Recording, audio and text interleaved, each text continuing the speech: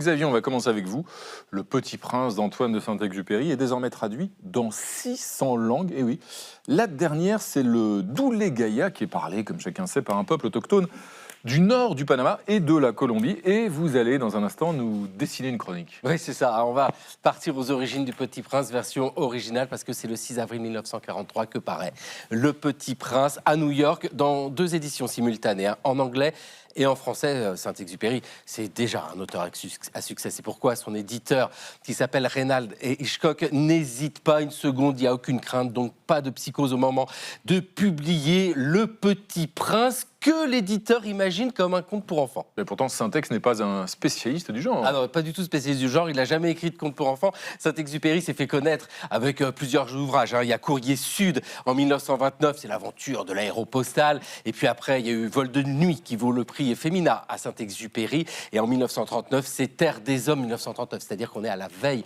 de la Seconde Guerre mondiale. Saint-Exupéry pilote, participe au combat au printemps 1940 au moment de l'offensive allemande. Et puis quand le maréchal Pétain signe l'armistice, il quitte la France, il part aux États-Unis où il rejoint cette petite communauté française faite d'écrivains, d'intellectuels, d'artistes, avec la question c'est comment agir. Lui, il agit avec sa plume et il continue en publiant un livre. 1942, c'est Pilote de guerre, tout simplement, où il utilise sa propre expérience de combat. Mais il a un objectif, c'est de montrer aux États-Unis que la France s'est battue, que la France n'accepte pas la défaite.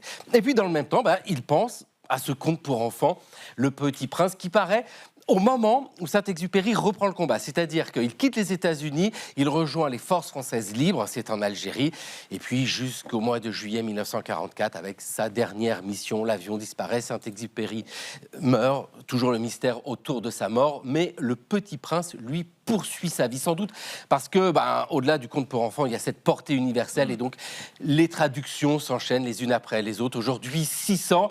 Alors, mettons de côté la Bible, ouvrage religieux, mais si on regarde un peu le classement, Le Petit Prince en numéro 1, en numéro 2, vous avez Les Aventures de Pinocchio, en numéro 3, c'est Alice au Pays des Merveilles, et en numéro 4, ce sont les contes d'Andersen. Donc vous voyez, toujours des livres à destination d'enfants, mais on le sait bien, ça va plus loin que les enfants, peut-être tout simplement parce que, comme l'écrivait Saint-Exupéry en dédicace du Petit Prince, toutes les grandes personnes ont d'abord été des enfants, mais peu d'entre elles s'en souviennent. Renaud s'en souvient, il a été un enfant, c'est pour ça qu'on vous aime, Renaud. Comme vous me l'avez demandé gentiment, Xavier, je vous ai dessiné un mouton. Voilà, tout ça. Je sais que ça vous fait plaisir. Il est pas mal, hein? Magnifique. On dirait un test de Rorschach. Merci Xavier. Merci à vous, Xavier. On va vous expliquer un petit peu. On en parle après.